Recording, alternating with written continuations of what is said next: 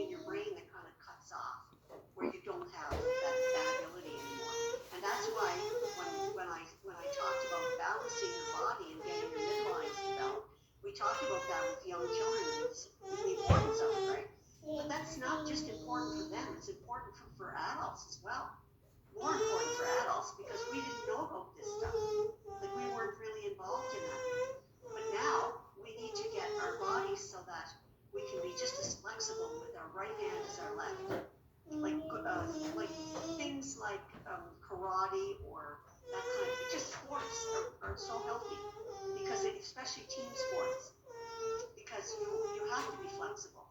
Your body has to be flexible. Your mind has to be flexible. You're thinking of other things. You're constantly using your mind to. Di pa nakabili na ano eh. Play baseball. At the end of the week, you've probably walked enough to make up for like 10,000 steps in a game, and you don't even realize it because you were having fun, right? You're having fun, and you're just.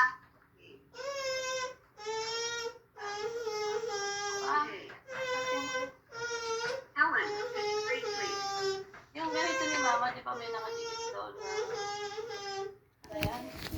Nakita ko yung boxing card mo. Can I read, Miss Charlotte? May record ako na ano eh. Sinunod yung napkin. Okay. Physical activity for children. How much do they need? It's an interesting point. Yeah. Okay. Okay. Infants should be placed in settings that encourage and stimulate movement, experience, and active play for short periods of time, several times each day. So there you go. They're placed in settings that encourage and stimulate movement experiences Yeah. and active play for short periods of time, several times each day. So like if you're working with infants, you think about it, they do have beds in their little daycare, they have their little beds.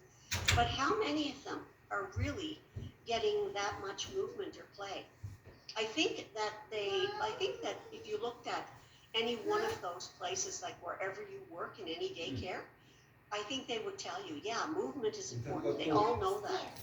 But do we really go by the full guidelines? Are we maximizing that? Like when you see infants, how many of them are actually being encouraged and stimulated to move many times a day? We don't know that because we're not there. We don't see them. We don't know that that's true. Like if the person looking after them doesn't understand that and see the importance of this, then how do we know that these young children are actually getting the period of these periods of active play? That's something that depends on that school, and it depends on the person who's working with them. And the person in the school that's running the program, they above everybody. 1, 2, 3.